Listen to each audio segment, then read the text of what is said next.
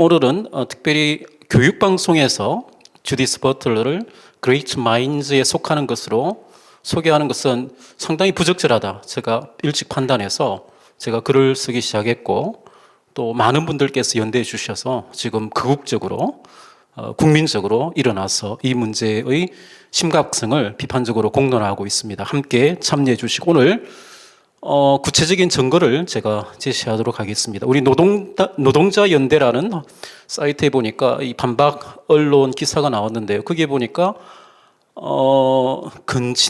위계적, 강제적 근친상간은 문제없다 이런 식으로 나오더라고요. 그리고 우리나라에도 주디스 버틀러식의 마인드, 68 성혁명 사상, 사회주의자들도 많이 늘었고요. 그래서 노동자 연대라는 단체에서 근친상간이 위계적이거나 강제적이지 않으면 문제가 없다라고 공적으로 그렇게 이야기할 정도로 지금 우리나라 어떤 그 젊은이들의 마인드가 많이 바뀌었습니다. 그래서 좀 오늘 이 시간을 통해서 또 저희 입장을 반대하는 쪽에서는 구체적 증거를 대라 이런 주장도 있기 때문에 제가 이 시간을 준비했습니다.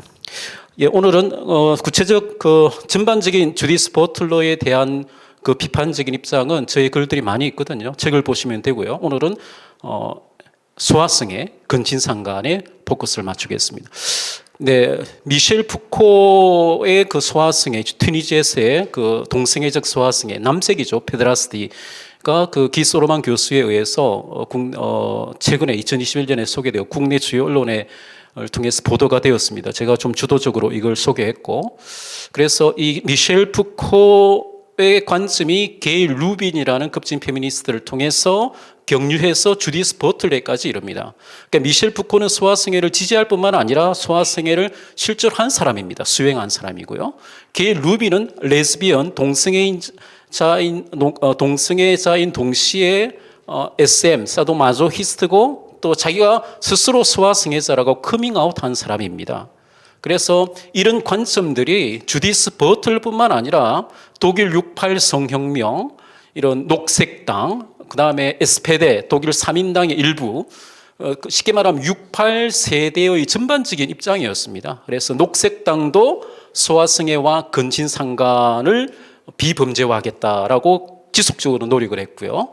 그래서 오늘은 주디스 버틀러가 문제지만은 주디스 버틀러만의 관점이 아니라 그 68의 문제였다. 그렇게 보시면 되겠습니다. 그래서 최근에 그 브라질에서 2017년에 주디스 버틀러가 강의하러 갔을 적에 그때 36만 명이 서명을 해서 비판을 했죠. 그래서 비판의 관점은 이제 여기 보면 페도필리아라고 나오죠. Now 소아성애는 반대한다. 그래서 브라질에서 들고 일어났고요.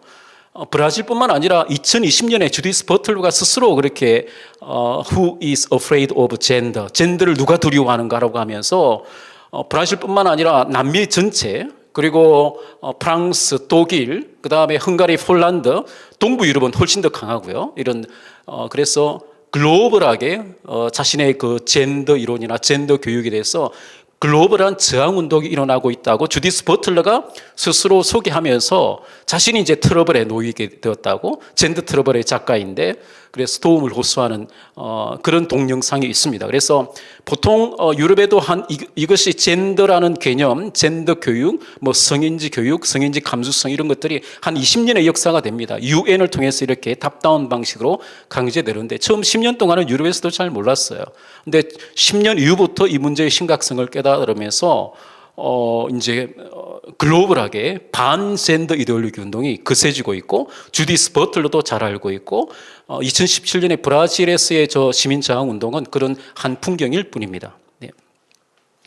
네, 세대 간 섹스의 정당성과 합법성. 버틀러의 2000년 책인데요. 기고한 컨틴전시, 여기 보면 주디스 버틀러하고 락글라우라는 그 우리나라 좌파 계열에서 많이 학습하는 그 샹탈 무페의 좌파 포퓰리즘을 함께 공저한 사람이죠. 에언스트 락글라우.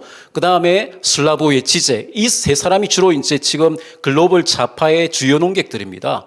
그래서 2000년 책에 보면 주디스 버틀러가 그 세대 간 섹스, 인터제너레이셔널 섹스의 정당성과 합법성을 주장합니다.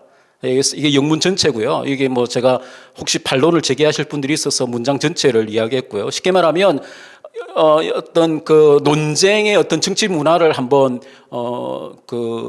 발전시켜 보자는 것이죠. 뭐 어떤 가능한 예를 들어서 그 성관계를 퍼블릭 존에서 공적인 뭐 공간에서 할 수 있는 그것의 합법성과 그 정당성과 합법성, 그리고 인터제너레이셔널 섹스. 인터제너레이셔널 섹스는 소화성애를 의미합니다. 세대 간의 섹스니까요.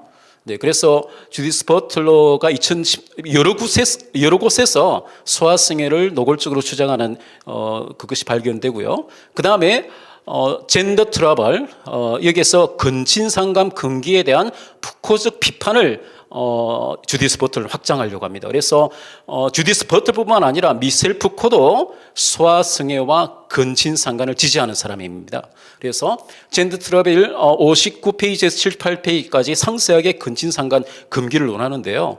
근친상간 금기에 대한 푸코적 비판을 확장하면서 근친상간을 금지하는 금기적 법률의 보편성 혹은 필연성을 보증하는 것이 무엇인가라고 하면서 의문을 제기하고 그것에 도전하는 것입니다. 그래서 근친상간 금기를 사실상 해체하려고 하고요.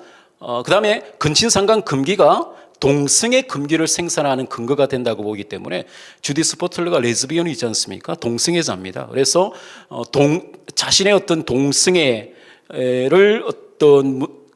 금기를 생산하는 기초가 근친상간 금기이기 때문에 그것을 이제 해체하고 비판하려고 하는 것입니다. 버틀러는 근친상간 금기로 인해서 동성애는 억압된 채 머물기 위해서 생산되어야만 하는 그런 욕망으로 출현된다고 분석합니다. 예. 그 다음에 근친상간 금기와 동성애 금기, 그러니까 둘 다 깨려고 하는 겁니다. 사실은 이제 소아성애 금기도 깨려고 하는. 그러니까 68의 그 모토가 뭐였느냐? 금지된 것을 금지한다. 그러니까 타부를 파괴하는 것이 그들의 어떤 가장 궁극적인 기획이었습니다. 그래서 그 금기 중에 동성애도 포함되고 근친상간, 소아성애 이런 것이 다 포함되는 것입니다.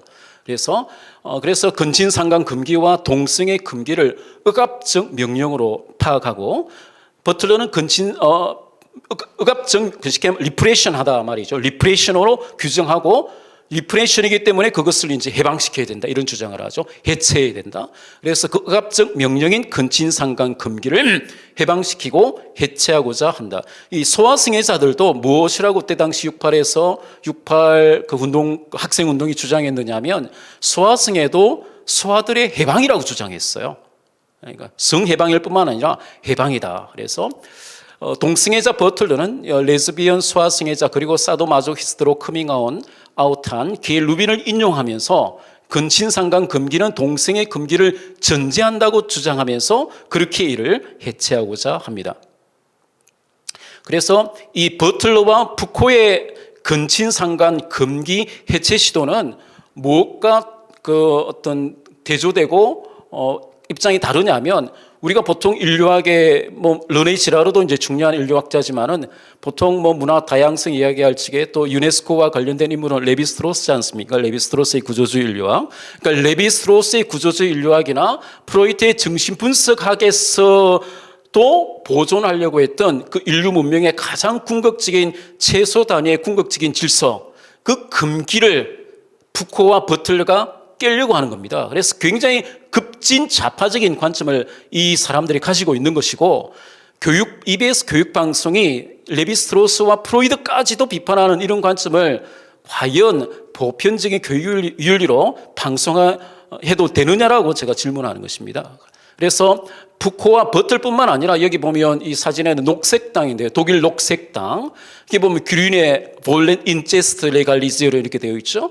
녹색당은 근친상간을 합법화하기를 원한다. 실제로 68 그 운동권이 가장 많이 진출한 정당이 녹색당인데요. 녹색당에서 실제로 소아성애뿐만 아니라 소아성애의 비범죄화뿐만 아니라 근친상간을 비범죄화, 합법화하려고 했습니다. 버틀러는 레비스트로스의 구조주의 인류학에서 말하는 근친상간 금기의 문화적 영속성을 수용하기를 거부합니다. 제가 각주 다 달았으니까요. 그리고 소아성애와 근친상간 지지의 근거로서 이제 푸코도 그렇고 버틀러도 그렇고 들레이스 가타리도 그렇고 많은 이 성혁명, 성해방 사상가들이 이야기하는 게 다 오이디푸스예요. 오이디푸스적인 것, 오이디푸스 콤플렉스 이야기하면서. 근데 이 모든 성혁명, 성해방, 버틀러까지도 오이디푸스, 그러니까 소포클레스의 그리스 비극 작품 오이디푸스 렉스, 그러니까 오이디푸스 왕을 오독을 하고 있어요. 명백하게 인지불능 상태에 빠져서 뭔지도 모르면서 그것을 그냥 첫 단추는 이제 프로이드 자신이죠. 프로이드가 독일 낭만주의 영향으로 어떤 오이디푸스 왕을 자기 어떤 범성욕주의적 정신분석에 맞춰서 그냥 마음대로 해석하고 그 100년의 역사가 지금까지 계속되고 있는 거예요. 거대한 거품이고 거대한 사실은 사상 누각입니다. 그래서 다행히도 우리나라 르네 지라르가 이 프로이드를 비판하면서 오이디푸스를 일종의 희생염소, 희생제물, 파르마코스로 스케이프고트로 잘 해석했고요. 이것이 정설이고 우리나라 서울 그리스 고전학자들이 거의 다 지금은 이제 이런 관점이 정설로 자리 잡았습니다. 예를 들어서 우리 최근에 TVN 그 스토리인가요? 거기에서 서울대 김헌 교수 그리스 고전학자 보니까 오이디푸스 왕에 대해서 강의를 잘 하셨더라고요. 거기서도 바로 나와요. 오이디푸스는 희생제물입니다. 희생제물. 그래서 뭐 전남대 최혜영 교수님 이런 분들도 다 그리스에서 공부하신 분이거든요. 그다음에 서울대 이성훈 교수님, 소포클레스의 오이디푸스, 프로이트의 오이디푸스. 프로이트 이후로 오이디푸스를 오해했다는 말이에요. 버틀러도 오이디푸스 컴플렉스를 오해하고 있습니다. 그래서 왜 소화성애가 이론적으로 나오느냐? 오이디푸스가 소화거든요. 소화. 그러니까 근친상간도 긍정하는 이론적 근거를 찾아보면 다 오이디푸스 컴플렉스와 관련해서 파생적 논의를 합니다. 그래서 소아인 오이디푸스가 어머니를 향한 근친상간적인 성욕망이 그 오이디푸스 컴플렉스 이야기에 있기 때문에 그걸 이제 그대로 액면 그대로 받아들여서 소아성애와 근친상간을 긍정하는 그런 이론적인 주장을 하는데 다 거품이에요. 오이디푸스를 그렇게 소포클레스의 작품을 그렇게 읽을 것이 아니라는 것이죠. 그래서 저는 탑다운 국가 페미니즘의 그 비학문성을 오래 전부터 주장을 했어요. 자기들은 유엔을 통해서 뭐 유네스코나 어떤 우리 헌법 위에 있는 헌법 위에 있는 건 아니죠. 이런 걸 통해서 탑다운 방식으로 오히려 강제적 동성애를 우리에게 강요하는 거예요. 탑다운 방식으로 국가 페미니즘의 이름으로. 그러면 강요할 만큼 어떤 보편적인 학문성을 담보하고 있느냐? 제가 보기에는 그렇지 않다 이 말이에요. 가장 기초적인 첫 단추인 오이디푸스 렉스를 오독하고 있다. 이건 제가 깊이 가면 그러니까 오늘 이 정도 하고요. 그 다음에 버틀러의 부모 자식 간의 근친상간, 그 젠더 허물기라는 언두잉 젠더라는 그게 사실은 그 버틀러의 기획은 뭐냐? 모든 것을 허무는 건 맞습니다. 첫 번째는 젠더 허물기, 그 다음에 버틀러가 킨십 트러블, 친족 트러블을 이야기하거든요. 친족도 허물고 가족도 허물고 기본적으로 이 사람들은 사회주의자거든요. 그래서 가족 허물기, 그 다음에 성정체성 허물기, 그리고 한가위 때 추석 때 방송한다는 것은 만약에 이것이 우연이 아니라 기획된 것이라면 요즘 우리 건강가정기본법 개정안에서 이야기하는 소위 다양한 가족, 퀴어 가족, 그 사실은 주디스 버틀러가 이야기하는 친족 트러블 이것이 그 퀴어 가족의 이론적 근거가 됩니다. 그래서 제가 볼 적에는 만약 기획된 것이라면 한가위 허물기를 시도하고 있다 이렇게 보는 것입니다. 그래서 기획된 것이라면 특별히 추석 때 한가위 때 이런 전통 가족을 해체하고 허무는 이런 주디스 버틀러의 관점이 그대로 공영 교육방송을 통해서 나간다는 것은 상당히 부적절하다 이렇게 보는 것입니다. 그래서 버틀러는 부모 자식 간의 근친상간을 부모에 의한 자식에 대한 일방적 침해라고만 반드시 볼 필요는 없다라고 주장을 하고요.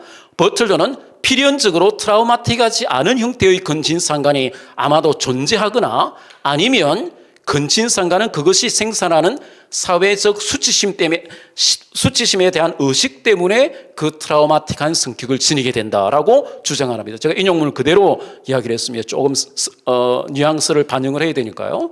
그러니까 쉽게 말하면 어떤 가능성을 열어두는 겁니다. 근친상간, 더 문제시되는 발언은 근친상간은 이 근친상간에 대한 사회적 수치심에 대한 의식 때문에 트라우마가 생긴다. 이런 굉장히 문제적인 발언을 하는 것입니다. 그리고 버틀러는 그렇게 근친상간 금지를 때로는 성폭력을 방지하는 것으로, 때로는 성폭력을 발생시키는 바로 그 도구로 제거할 필요가 있다. 그러니까 근친상간 금기가 오히려 성폭력을 일으키는 도구가 된다는 말이에요. 궤변 아닙니까? 그래서 웹에 보니까 그러면 좋다, 근친상간을 마음대로 하도록 허용하자. 그러면 성폭력이 발생하지 않는 겁니까? 뭐 그런 식으로 쓴 그것도 나오던데요. 네. 퀴어 이론 자체가 소아성애이다, 적이다, 이런 주장을 요즘 학자들이 많이 하고 있고요. 특별히 이제 급진 생태학자 데릭 젠슨이라는 교수가 2020년에 여기 버틀의 이러한 부모 자식 간의 근친상간이 때로는 성폭력이 아니며 트라우마로 남지 않는 경우도 존재하며 오히려 근친상간에 대한 사회적 수치심에 대한 의식 때문에 트라우마가 발생한다는 주장을 그러니까 이분도 사실은 급진 생태학자니까 뭐 우파는 아니고 좌파 계열인데도 불구하고 퀴어 이론이나 버틀의 이런 입장이 상당히 소아성애적이다라는, 소아성애 지지적이다라는 것을 내부에서 비판하고 있고, 이분이 이제 강의하니까 학생들이 뭐 데모도 하고 그러는데 아니에요. 학문적으로 정직해야죠. 맞습니다. 소아성애 지지하는 거 맞고요. 여러 증거들이 있기 때문에 반박할 수 없습니다. 즉 버틀레의 논리에 따르면 부모 자식, 그러니까 형제 간의 근친상간이 아니에요. 부모 자식 간에, 그러니까 딸과 아버지, 엄마와 아들 간의 근친상간을 금지하는 것이 해롭다는 것이라며 젠슨 교수는 비판한다. 여러분들 이게 말이 근친상간, 네. 근친상간 금기는 가부장적 질서의 초석이라고, 이런 보는 관점이 버틀뿐만 아니라 급진 페미니즘 학자들이 많은 이런 관점을 공유하고 있어요. 그래서 근친상간 금기를 깨는 이런 방송을 의도적으로 한가위나 추석 때 가부장적 질서, 전통 가족이 모이는 그곳에서 배치한 것이 아닌가라고 제가 잠시 의심해 보는 겁니다. 만약 그렇다면 훨씬 더 문제예요. 급진 페미니즘 학자 게이트 밀레트도 근친상간 금기를 가부장적 사유의 초석 중 하나로 보기에 해체하려고 합니다.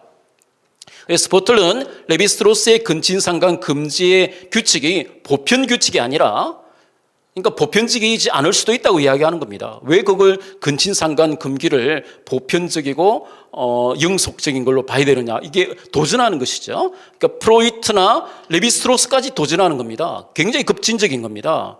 예, 그래서 이런 보편 규칙이 아니라 이성의 결혼 제도를 영속화시키는 장치라고 봅니다. 그리고 글로벌 성혁명의 저자 독일 사회학자 가브리엘 쿠비도 버틀러가 근친상간 금기를 해체하려고 한다고 여러 강연에서 비판한 적이 있습니다. 네, 주디스 버틀러 근친상간 그리고 아이의 사랑에 대한 질문, 이 논문이 이제 버틀러의 제가 이 논문을 이제 준비하면서 거의 다 읽었는데요. 쉽게 말하면 제인 킬비라는 여성학자가 2010년에 쓴 논문이고, 버틀러의 근친상간과 소아성애 문제에 대해서 가장 깊게 분석한 연구 논문입니다. 이게 보면 이렇게 되어 있습니다. 버틀러는 소아들의 근친상간적 욕망들은 점차 발전해 나가는 아이들의 섹슈얼리티의 한 부분이라는 사실을 강조하는데, 이러한 버틀러의 입장은 근친상간을 아이들의 신체에 대한 잔인한 외부 침입으로 파악해서 근친상간을 아이들 자신의 성욕망과 그 어떤 관계도 없다고 생각하는 그런 페미니즘적인 근친상간 이해와는 완전히 대조되는 것이다. 그러니까 쉽게 말하면 주디스 버틀러의 관점하고 대척점에 있는 학자가 누구냐면 하버드 대학의 그 트라우마 외상 스트레스 장애인가요? 그것의 세계적 권위자인 주디스 허만 교수입니다. 그 교수가 이제 특별히 이분도 굉장히 급진 페미니즘적인 관점을 가지고 있는데, 근친상간과 소아성애를 이해하는 방식은 완전히 대조적인 거예요. 그러니까 이 허만 교수는 근친상간이나 소아성애는 아동 성폭력이다 분명히 그렇게 파악하는 사람이고요. 주디스 버틀러는 둘 다 유대인이에요. 주디스나 뭐 앞에 첫 이름은 같죠. 주디스 버틀러는 이제 반대로 방점을 어디에 두느냐 하면 아이의 사랑, 아이의 욕망, 아이의 섹슈얼리티, 아이의 성욕망을 강조함으로 해서 쉽게 말하면 소아와 근친상간에 있어서 자발적이고 주체적이고 상호적인 걸 강조함으로써 오히려 이걸 이제 정당화하는 그런 방식을 취하고 있습니다. 그래서 이런 근친상간을 아동 성폭력으로 파악하는 기존 페미니즘과는 완전히 다르게 버틀러는 아이들의 성욕망을 강조함으로 소아성애를 지지하고 있습니다. 이런 소아성애자들이나 소아성애 지지자들의 전형적인 가해자 전략입니다. 네, 버틀러의 트라우마 없는 부모 자식 간의 근친상간, 아동 성폭력의 트라우마와 흉터, 이게 이제 우리나라 말로 우리나라도 번역되었는데요. 가정폭력에서부터 정치적 테러까지 트라우마 연구의 세계적 권위자입니다. 버틀러는 1997년 저서에서 근친상간 논의에서 아이의 사랑이 전혀 고려되지 않았다고, 쉽게 말하면 근친상간 논의나 소아성애 논의에서 아이의 사랑을 고려해야 된다, 이게 이제 버틀러의 입장이에요. 그래서 버틀러는 젠더 허물기에서 성인과 소아 간의 근친상간 속에 존재하는 관계성, 상호성, 주체성 이런 걸 강조합니다. 그래서 성인과의 트라우마틱한 근친상간적 관계 속에 있는 아이의 사랑과 욕망들을 고려해야 된다. 근데 나중에 나오겠지만 아이의 사랑과 성욕망, 이건 북고도 이런 식으로 강조해요. 독일 녹색당도 이렇게 강조해요. 독일 진보교육도 아이의 사랑을 이야기합니다. 근데 이것을 제가 좀 나중에 이제 비판하겠습니다. 그래서 버틀러에게 있어서 소아성애와 근친상간에서도 소아들과 아이들은 주체적으로 욕망하고 행동하는 존재다, 이렇게 주장하는 겁니다. 그들은. 그래서 이 책은 뉴욕 타임스로부터 이제 프로이트 이후로 출간된 가장 중요한 정신의학서 중 하나로 평가를 받았고요. 외상후 스트레스 장애에 대한 권위서로 남아 있습니다. 나중에 이제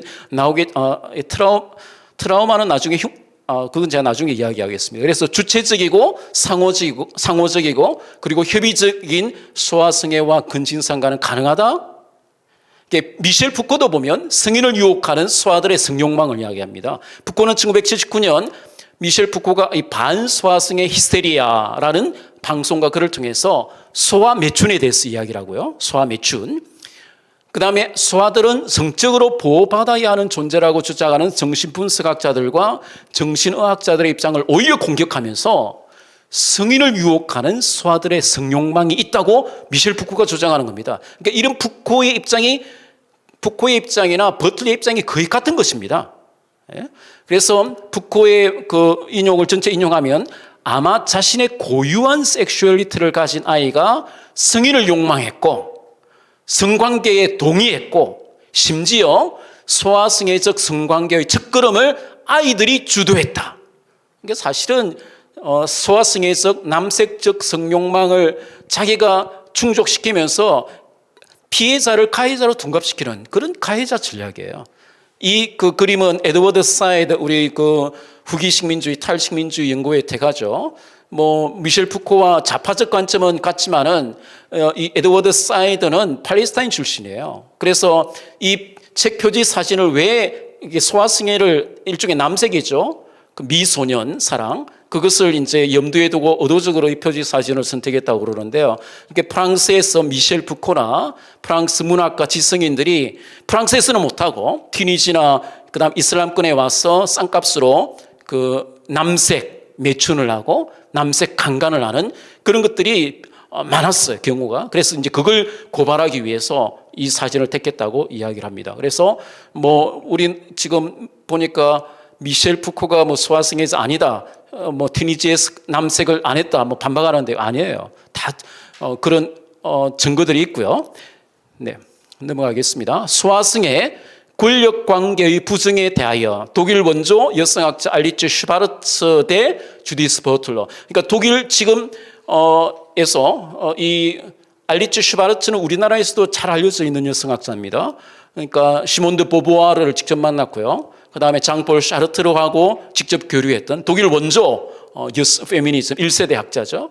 근데 이제 주디스 버틀러식의 퀴어 페미니즘, 성인지 페미니즘, 그 다음에 레즈비언 페미니즘, 그 다음에 소아성애적 페미니즘 이런 것에 대해서 강하게 비판하고 있는 대표적인 여성학자가 알리체 슈바르츠입니다. 그래서 특별히 이제 2017년 이후로는 이제 이 주디스 버틀러가 소아성애 근친상간뿐만 아니라 정치적으로 보면 친이슬람학자거든요. 그래서 하마스하고 헤즈볼라 그 이슬람 무장 단체까지도 글로벌 좌파의 관점에서 지지해야 된다고, 그래서 무장단체까지 지지하는 그런 관점을 가지고 있는 사람이 주디스 버틀러입니다.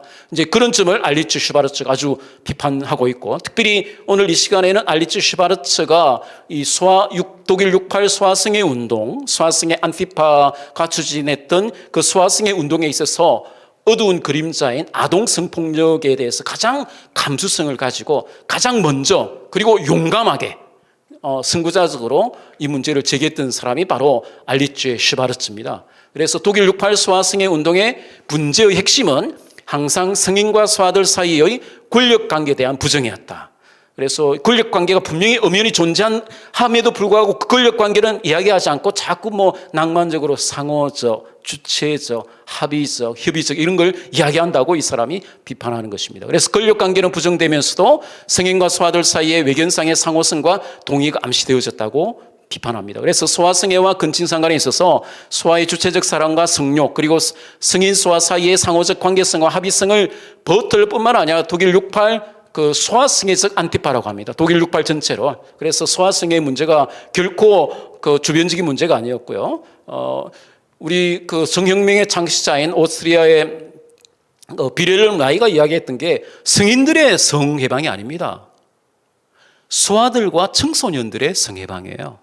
그래서 소아성애 문제는 그리고 오랫동안 그 서양 전통에서 플라톤의 향연 이후로 플라톤의 향연에 나오는 남색 이후로 중세 동안에도 그렇고 남색 때문에 남색은 동성애에서 소아성애거든요. 그래서 동성애 운동과 소아성애가 본래 하나로 파악이 됐고요. 현대에 와서 이제 분리되고 되는데 항상 함께 갔어요. 그래서 동성애 운동은 소아성애 운동과 함께 파악을 해야 됩니다. 그래서 버틀러가 강조하는 소아의 사랑과 성욕은 68 성혁명과 독일 녹색당의 소아성애 운동의 주요 화두였던 녹색당도 항상 그때 주요 화두가 뭐였느냐? 아이의 섹슈얼리티, 아이의 킨더 섹슈얼리티 이걸 굉장히 강조했어요. 버틀러도 이제 그 연장선상에서 그런 식으로 논리를 전개하는 겁니다. 아이의 사랑과 성령, 소아성애자들의 가해자 전략. 이 켄틀리 교수인데요. 독일 성교육의 교황입니다. 우리나라 이야기하는 성인지 감수성, 성인지 성교육. 지금 서울시 교육청에서 최근에 그 나다움 어린이 책, 이것도 사실은 이론적 뿌리를 가면 이런 사람들의 사상에서 나온 겁니다. 독일 사상에서 그 이제 대표적인 아버지와 같은 대부와 같은 학자인데요. 최근에 이제 소아성애 실험을 했죠. 집 없는 아이들, 고아들을 소아성애 읽어보겠습니다. 켄틀리 교수는 아이들도 성적인 존재라고 주장합니다. 다른 68 성혁명 이론가들도 인간은 태어나면서부터 성적인 존재로 태어나며 소아들도 성적인 존재로서 오르가즘적인 쾌락을 느낄 권리가 있다고 자꾸 이렇게 그루밍하고 가르쳤던 거예요. 아이들 보고. 그런 식으로 이제 소아성애를 정당화했습니다. 켄틀리 교수도 60년대 말부터 고아가 된 13세부터 15세 젊은 소년들을 베를린 시의급과 친분이 있는 남색자들의 보호 아래 있도록 넘겨주는 소위 소아성애 실험을 했어요. 쉽게 말하면 소아성애가 아이들의 교육에 굉장히 유익할 거라고 전제를 세우고 그런 실험을 했어요. 그래서 문제의 포인트는 이 아이들이 굉장히 사회적 약자, 고아들, 집 없는, 복수의 위험이 없는, 그래서 지금은 이제 이 켄틀러 게이트로 인해서 2021년에 독일 전역의 소아성애 네트워크에 대한 강범위한 조사가 올해 시작되었어요. 독일 교육계 교황 하르트무트 폰 헨티 교수도 이제 주디스 버틀러와 같은 논리를 전개합니다. 아이들이 먼저 유혹했다 이런 식으로 주장을 해요. 헨티 교수는 여러분들 독일 교육계의 교황이라고, 제 표현이 아닙니다. 그런 식으로 쓰고요. 오른쪽에 있는 사진은 독일 전 대통령인 리하드 폰 바이제크입니다. 이 굉장히 마피아와 같이 그 어떤 끈끈한 인맥을 가지고 있는 사람들이에요.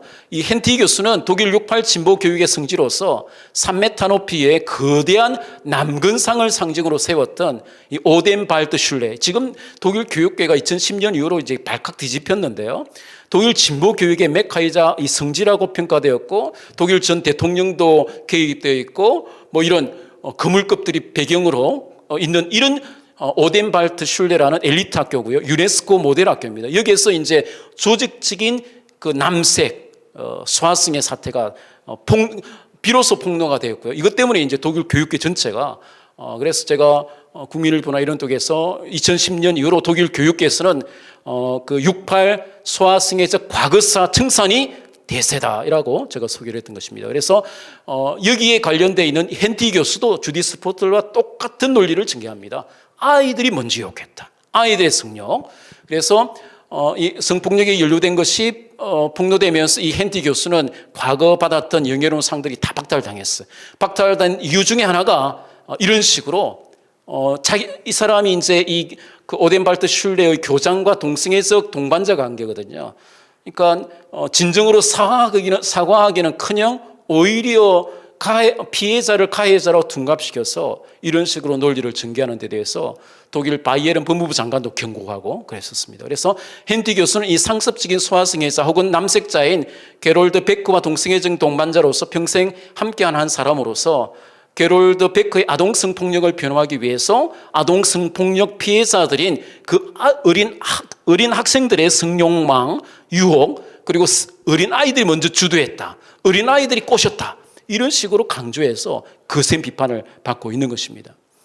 예, 그래서 이 동의라는 말 이번 프랑스에서도 그러니까 이 동의, 미셸 푸코도 자꾸 동의에 집착하거든요. 소아성애 근친상간 괜찮다. 동의하면. 그리고 첫째는 동의고 두 번째는 이제 동의하는 연령을 자꾸 낮추려고 하죠. 15세에서 13세. 그리고 세 번째는 아예 그냥 없애버리자. 그러니까 뭐 5세든 6세든 그런 식으로 나갔고, 이것도 이제 그 바네사 스프링골라라는 이 사람이 이제 그 마즈네프인가요? 유명 프랑스 문인이 자기가 15세 때 그루밍, 가스라이팅 해가지고 성폭력을 당했어. 아동 성폭력. 그러면서 이제 그때 이제 잘 나가던 문인이 이제 동의라는 가스라이팅과 그루밍을 통해서 동의하면 괜찮다. 그래서 책 제목을 동의로 삼은 거예요. 동의하면 소아성애와 근친상간이 괜찮은 것입니까? 아니라는 것이죠. 아동 성폭력의 트라우마. 이것은 이제 아까 이야기한 알리츠 슈바르츠 여성학자가 헨티 교수를 비판하면서 이 책을 이제 주디스 허만 교수의 책을 꼭 읽어야 된다고 소개했거든요. 이게 책 제목이 폭력의 흉터입니다. 굉장히 시사하는 바가 크죠. 그러니까 물리적으로 신체적으로 흉터가 남을 뿐만 아니라 우리가 아동 성폭력 너무 이런 나이에 굉장히 어린 시절에 소아 시절에 성관계나 성폭력에 노출되면 반드시 정서적, 감정적 흉터가 남습니다. 저도 흉터가 있거든요. 흉터 절대 없어지지 않아요. 이제 그런 것들이 최근에 정신의학 연구로 계속 드러나고요.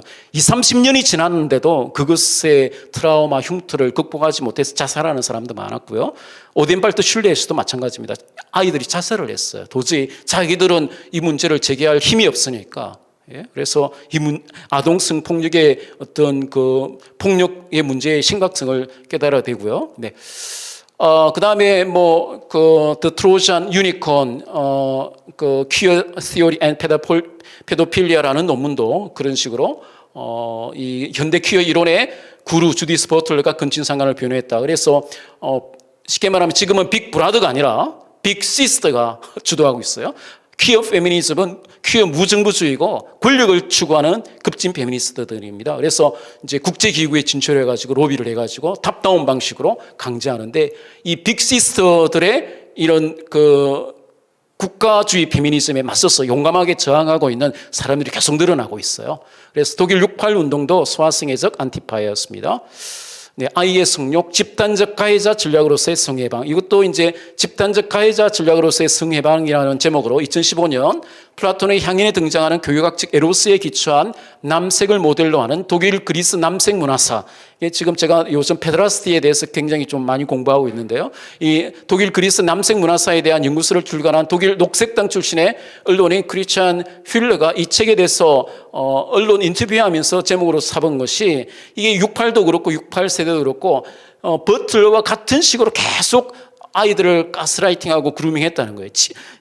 쉽게 말하면 아이의 사랑 이런 것은 모두 집단적 가해자 전략이다. 이렇게 파악한 것입니다. 그래서 성해방 개념 자체도 가해자 전략이다. 집단적 가해자 전략으로서의 성해방. 그러니까 남색자들이 소아성애자들이 자신의 성욕망을 만족시키기 위해서 그런 이론적 어떤 담론을 만들어낸 거예요. 성해방. 그래서 이 책의 제목은 성혁명은 아이들을 학대했다. 독일 반항운동들 속에서의 성폭력이고요. 독일 6.8 성혁명 운동의 최대의 피해자는 소아들입니다. 2010년 이후 독일 교육계에서 최대의 화두는 소아성의 운동 속에 있는 아동 성폭력 문제가 최대의 화두입니다. 거대한 남근상 연재가 시간이 지나서 여러분들 보면 저도 굉장히 이 보고 이제 문제가 굉장히 심각했다고 본 거예요. 학교에 엘리트 학교예요. 진보 학교인데 3m 높이의 거대한 남근상을 세워놓고 교육 상징처럼 세워놓고 이 배경에 독일 전 대통령도 있고 교육계 교황도 있고 이러면서 뭐 루소주의 교육 이야기하고 진보 교육 이야기하고 그리고 뭐 마약도 허용했고 뭐 음주도 하고 그랬다 그러더라고요. 아이들이 그러니까 교사들에게 성접대를 했다는 게 아니에요. 남색적인 참 추하죠. 이것이 이제 이런 것을 제가 보면서 김누리 교수라는 분께서 뭐 독일 6.8 한국 86 이야기하면서 독일 6.8 진보 교육을 찬양하는 것 참 저는 다른 감점이고요. 독일 6.8 교육혁명이 한국 대학 교육과 교육개혁의 모델이 될 수 없다고 봅니다. 2010년 이후 독일 6.8 소아성애적 과거사 청산이 대세고요. 2017년에 독일 교육학 학회의 학회지입니다. 여기에서 이제 이런 문제, 오늘 제가 소개했던 문제를 학회지에서 다루지 않을 수 없을 만큼 이 독일 교육계 전체가 아동 성폭력 문제에 대해서 심각하게 반성하고 있는 것입니다. 그래서 주디스 버틀러를 방송하는 한국 교육방송도 독일 교육계의 이런 새로운 움직임이나 동향에 대해서 학습을 하셔서 중단하시기 바랍니다.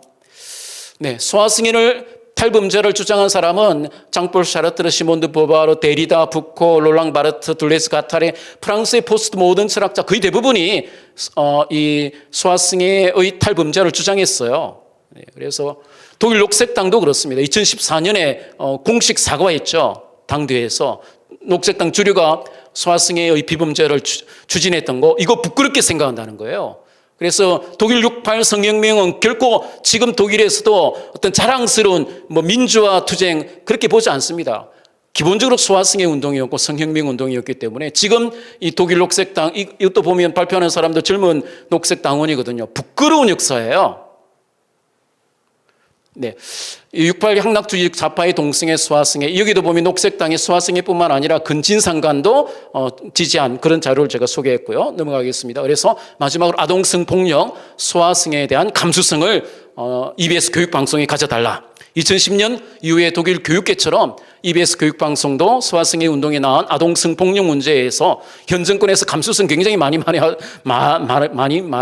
말하잖아요. 진짜 가져야 될 감수성은 아동성폭력에 대한 아동이야말로 소아들이야말로 사회적 약자인 것입니다. 네, 그래서 소아성애와 근친상간 지지하는 주디스 버틀러의 방송을 중단해 주시기를 부탁드립니다. 감사합니다.